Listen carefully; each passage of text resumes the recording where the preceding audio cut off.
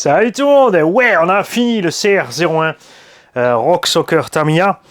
Et on a vu que la notice, c'est pas qu'elle est mal faite, hein, mais il y a des choses qui sont un peu, point de vue dessin technique, ils sont vraiment restés dans le dessin technique, donc c'est compréhensible, mais ça va être un peu flou pour les débutants, ou même pour les intermédiaires qui n'ont pas l'habitude de monter des kits.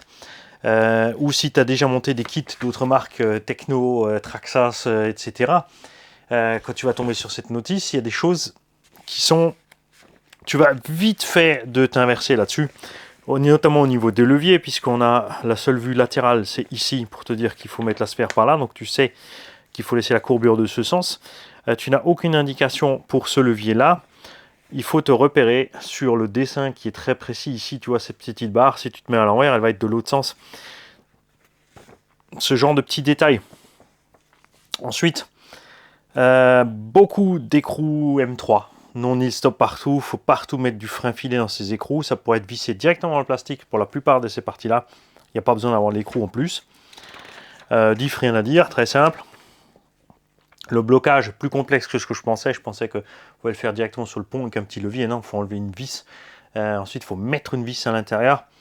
Donc, soit tu roules bloqué, soit débloqué, mais intervenir rapidement sur le terrain, ouais, c'est faisable, mais c'est pas vraiment prévu pour.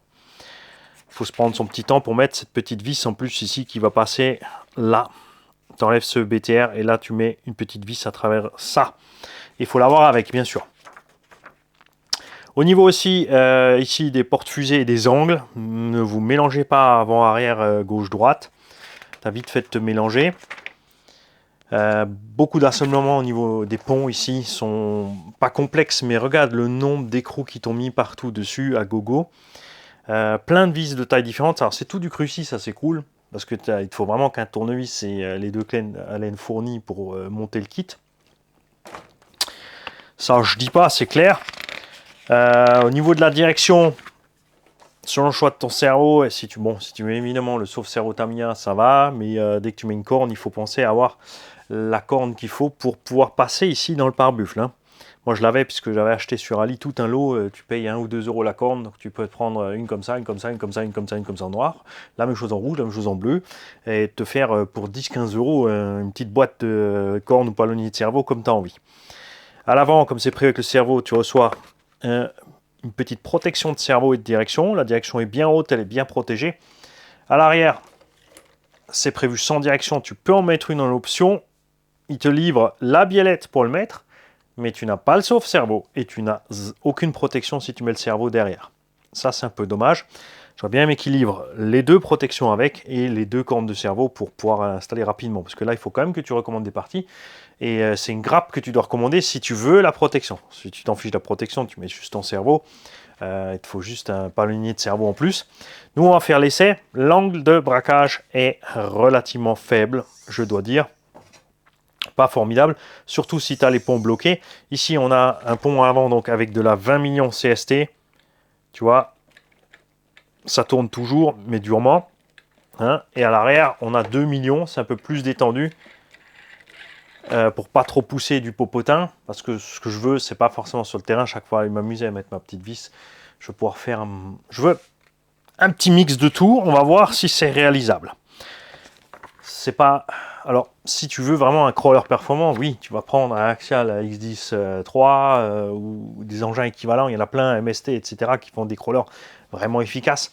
Ça va l'être un poil moins à cause de sa structure. On est plus basé sur un châssis Monster Truck, tu vois, tu as l'espèce de système là qu'il y a pour fixer tout dessus. On a quand même le centre de gravité relativement bas avec le moteur là. Si tu prends du classique, donc avec variateur et tout en haut encore, ça monte un petit peu de poids. Si tu mets une IMH, c'est sûr que tu as beaucoup de poids devant. Là, on a mis une Lipo, une 3S 2200. Tu peux mettre une 2S 1500. Tu vas te retrouver avec 3 fois rien de poids en haut. Avec le combo fusion, bien sûr, on a tout le poids en bas quand même. On a le cerveau qui est sur le pont, ça c'est cool aussi. Beaucoup l'ont pour des soucis de plus ou moins scale de mettre en haut. Là, on a quand même pas mal de masse en bas. Les pneumatiques.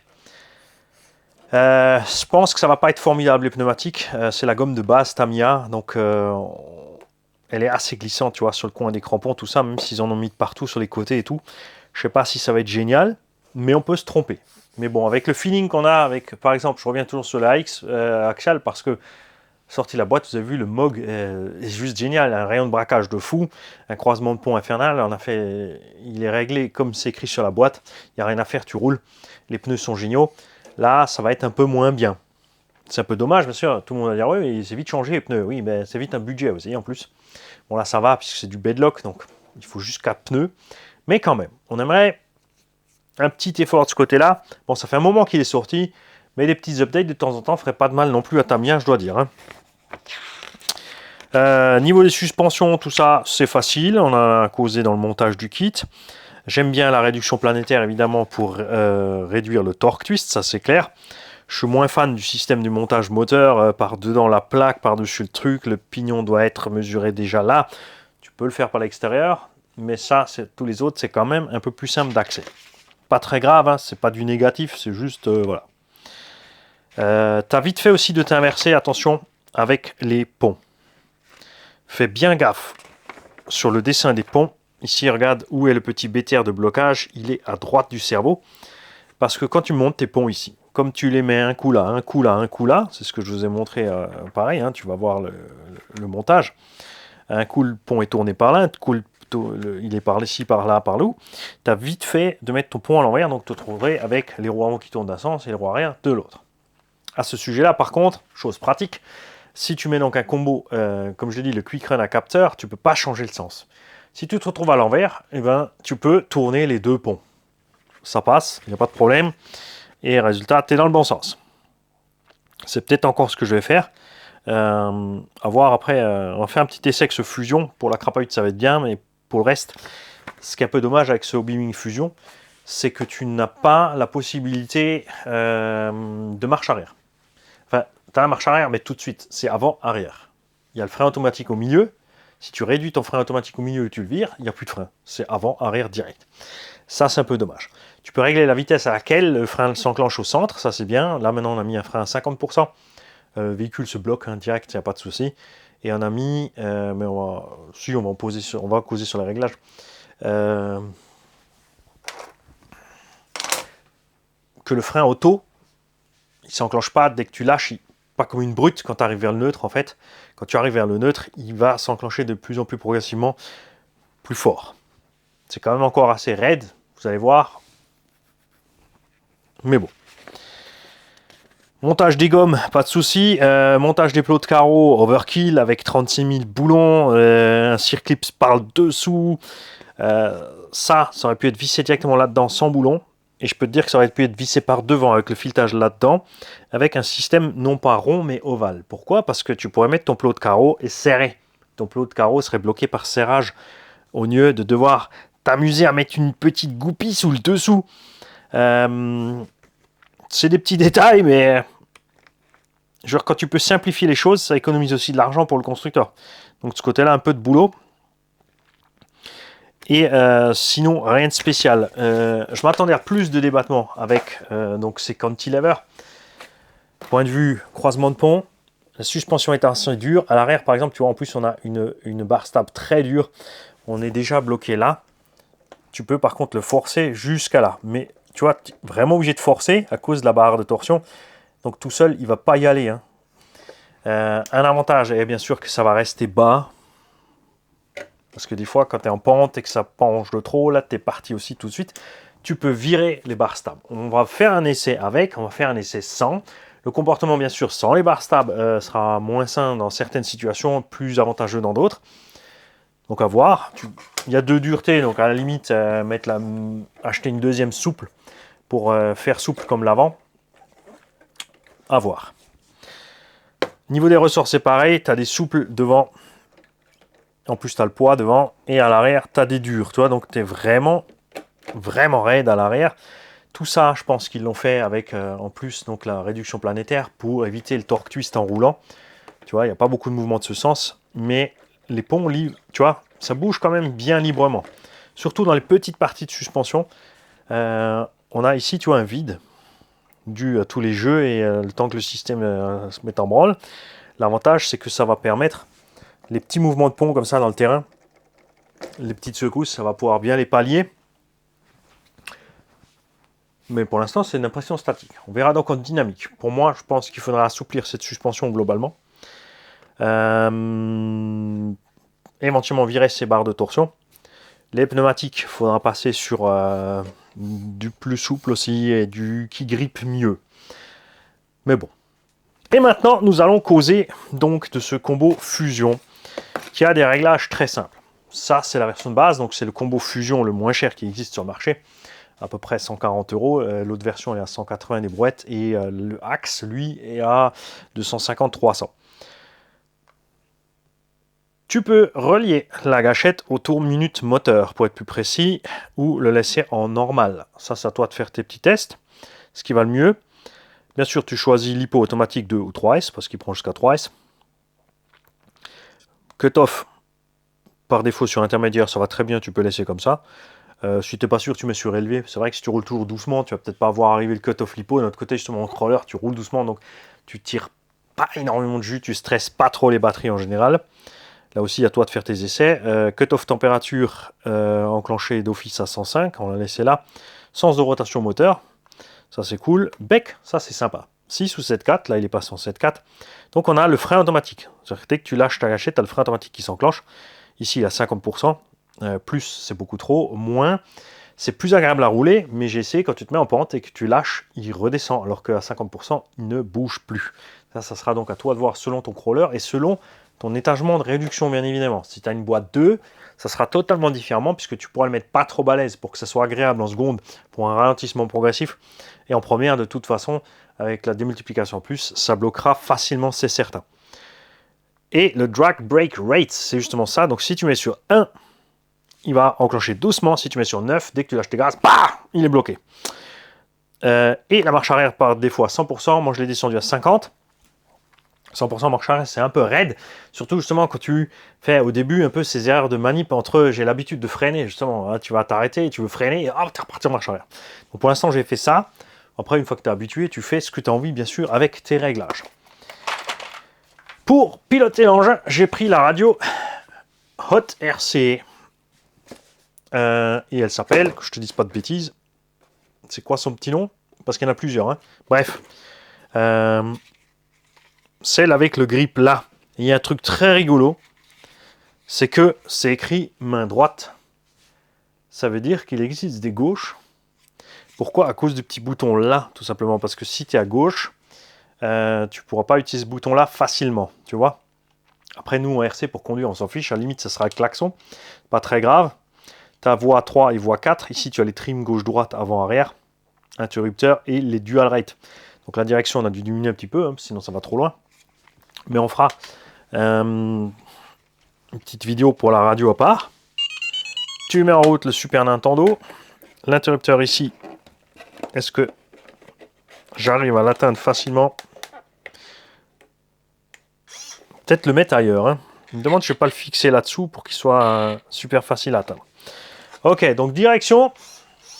Comme tu peux le constater, le rayon de braquage n'est pas super formidable. Hein? Et le combo, bien sûr, avec le capteur, lui, ça va super bien. Tu vois? La radio est vraiment facile à prendre en main.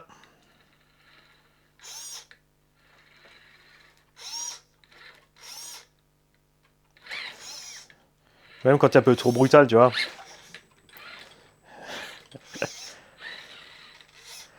Il y a de quoi faire. On va voir au niveau de l'huile devant à 20 millions.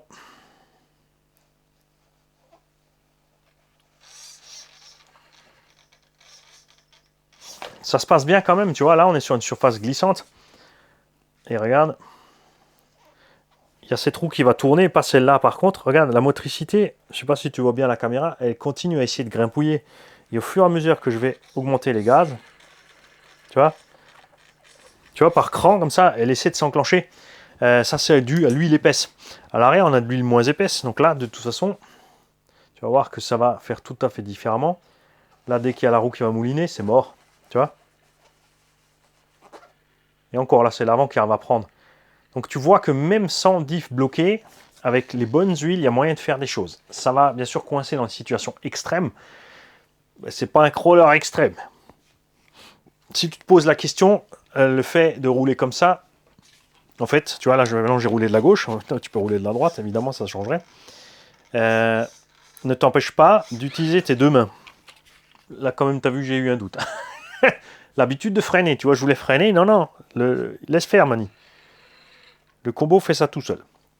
Si tu veux rouler à deux mains, ça ne t'empêche pas du tout. Tu peux tout simplement rouler comme ça. Hein. Tu vois, si tu manques de dextérité ou sur certaines phases, tu veux être un peu plus précis, tu pourras toujours le faire comme ça avec ça. Pareil de l'autre main.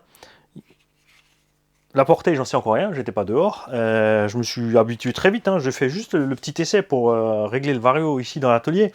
Ça va super vite. Alors bien sûr, là, c'est un engin, justement, c'est l'idéal pour essayer ce genre de radio parce qu'on va pas vite. Donc on a de la marge de manœuvre quand on se trompe. Tu as vu, là, avant, j'ai voulu freiner. Encore ça, je l'aurais fait avec une radio normale aussi, puisque là, on a un frein auto. Moi, j'ai l'habitude, je roule, je freine. Et du coup, là, dès que tu freines, ça part en marche arrière. Et tu arrives, pareil, hein, tu arrives à être... Ça sera sûrement pas aussi précis que certains radios à manche qu'on a l'habitude, de meilleure qualité. Ça reste une radio d'entrée de gamme. Mais, bouge pas. Voilà. C'est rien, c'est parce que je l'ai fait tomber avant. Même en marche arrière, tu vois, mon petit Jean, il suffit d'être doux. Tu touches un petit peu, il y a moyen de faire. Hein? Donc, maintenant, il n'y a plus qu'une chose à faire, c'est prendre le TRX4M, prendre celui-là et se trouver un bon petit spot. Là-bas, on verra donc comment se comporte cette suspension, comment se comportent ses pneus, si le rayon de braquage suffit.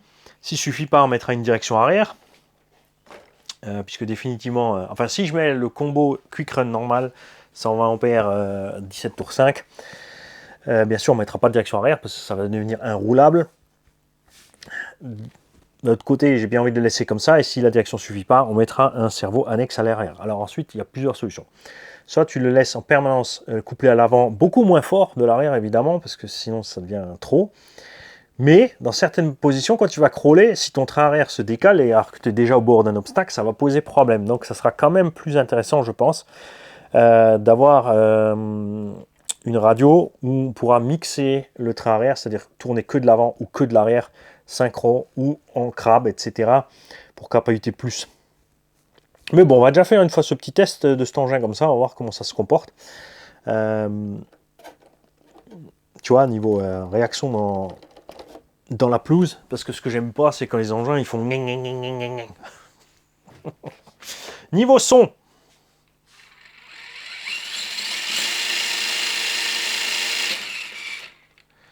ça va, hein. On voit que le 1800 kV, quand même, c'est limite. En vrai, tu as un petit, peut-être 20-25 à l'heure. Suffit largement dans ce genre d'engin. Tu vois, dans la forêt, comme ça, en deux endroits, moi, j'aime bien. Mais bon, la suspension permettra pas de faire un truc, tu vois, super réaliste. Hein. Ça va être vraiment trop... ils auraient vraiment pu l'appeler Rock Bouncy. L'autre chose, bien sûr, qui démange tout de suite, quand tu as un petit machin comme ça, là, avec une suspension comme ça, c'est d'aller mettre 4 roues de... Monster,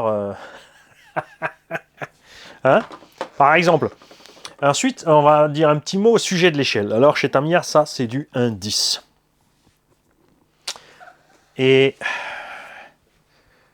tu vois, un Traxxas 1008, catalogué en 1,10. Comment dire? Tu vois ce que je veux dire? Ça passe pas du tout. Alors, certains disent que c'est par rapport à la taille de la cabine des pilotes. C'est pareil. Alors, ces pilotes-là, c'est quoi? C'est des nains? C'est des nains japonais? Et là-dedans, c'est des géants américains. Tu vois, les marques font un peu ce qu'ils veulent. Alors, si l'engin existe effectivement en vrai, tu peux parler de l'échelle.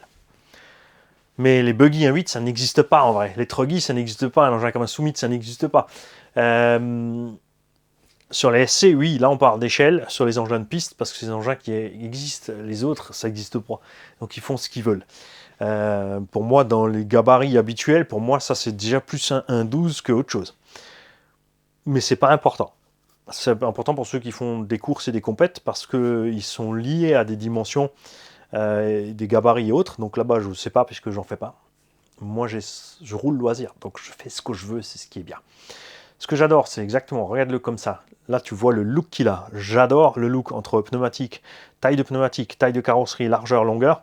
Même si la carreau d'origine, l'Anthrax, c'est trop court de la carreau par rapport aux roues réellement. J'ai triché un peu sur la découpe à l'arrière pour que ça fasse moins ridicule, parce que ça s'arrête là en fait.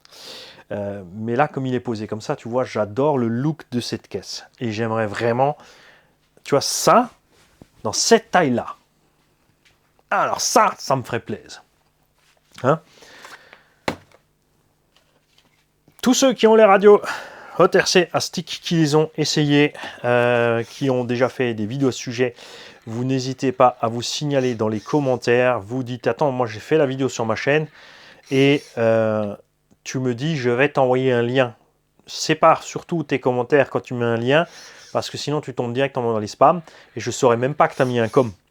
Hein? Donc pense à me mettre un com pour me dire que tu envoies un lien, tout simplement, parce que moi je valide les liens pour éviter tous les sites de Tulle qui se mettent là et tous les spams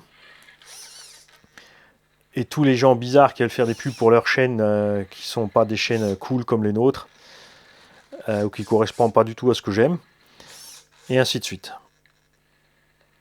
Faut s'habituer, tu vois, mais je pense que ça va être pas mal. Même si tu es un peu brutal, tu vois, il y a moyen de faire. Faut pas oublier que c'est une radio à... J'ai payé ça 25 €. Tu ne t'attends pas des miracles d'une radio à 25 €. C'est évident que si je mets une radio à stick là-dessus ou à manche avec les dual rate et les expos réglables pour avoir plus de douceur ici, tout simplement sur mon fonctionnement, ça va se passer beaucoup mieux. C'est certain. Donc on va pas faire une vidéo à part pour la radio Hot RC. On mettra ça dans machin radio. On fera un titre global pour les deux.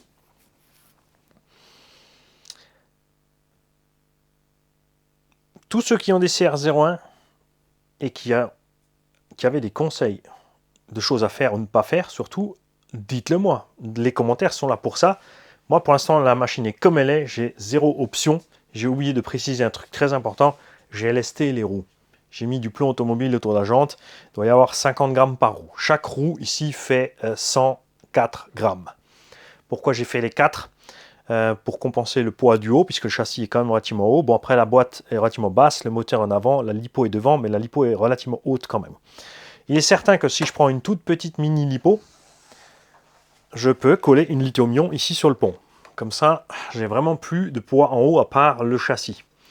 Il y aura même moyen, je pense, de la fourrer en dessous, là, quelque part devant, mais après, c'est un peu exagéré.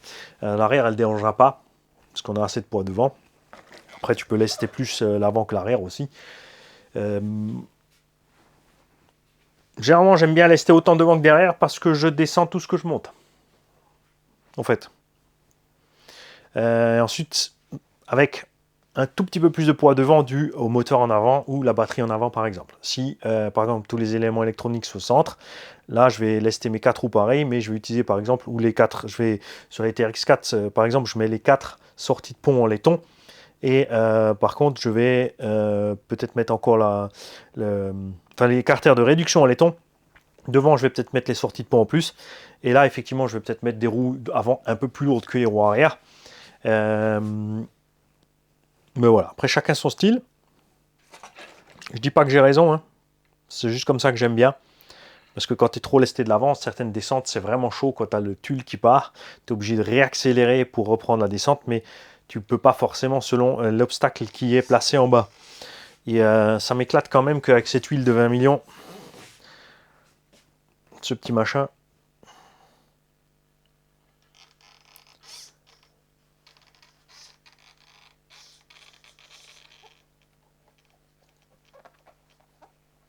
bon, attends, je vais mettre ma main là. Parce que...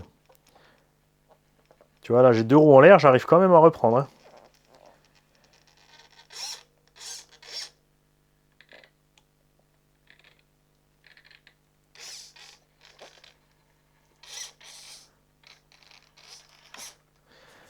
Yes! Il n'y a plus qu'à rouler. Les mecs, bonne journée, j'attends vos commentaires, tous ceux qui ont les Tamiya CR01, que ce soit le Land Cruiser, le MOG, je sais qu'il y en a plein d'entre vous, dites-moi tout, vous avez laissé le charbon, vous avez fait quoi en réglage, etc., etc., etc. Je veux tout savoir les enfants, et dites-moi surtout ce qu'il est impératif de faire pour qu'il soit vraiment très efficace si vous avez testé, parce que ce qui est sympa, toujours, pour moi, c'est comme voler en hélico. Ce qui me plaît à voler en hélico, c'est la difficulté de le faire au début, surtout quand gire aux 3 axes, pas d'assistance, etc. Ça, c'est ce qui m'éclate. Une fois que je sais voler, après, une fois que je savais voler, ça m'amusait moins. Et avec les crawlers, c'est pareil. C'est sûr, si tu prends un crawler destiné à purement crawler, il y a des engins déjà sortis de la boîte, ils sont excellents. Je le répète, vous avez vu le MOG qu'on avait dans les pattes. Tu passes partout droit dans le nez. Et ça, c'est pas ce qui m'amuse. Je me suis amusé beaucoup plus avec le TRX6 dépanneuse, à passer, à part quelques croisements où il touche au milieu, j'ai réussi à passer partout sur le circuit. Et c'est ça qui m'amuse. Donc ce crawler ne sera pas aussi efficace que ça, mais après ce qui va être rigolo, comme dit, tu vois, c'est de descendre un peu le sens de gravité, laisser un peu plus en bas. Comme dit, peut-être virer la batterie ici, mettre une petite lithium-ion ici à l'arrière sur le pont, pour aller pousser la bête un petit peu, même si elle n'est pas aussi efficace que les autres crawlers plus récents du moment, à faire les choses un peu similaires, parce qu'on a quand même une structure différente là-dessus. Ça, c'est ce qui m'amuse. Allez, je file, parce que je suis en train de m'étaler, mais j'ai la dalle. Ciao les gars.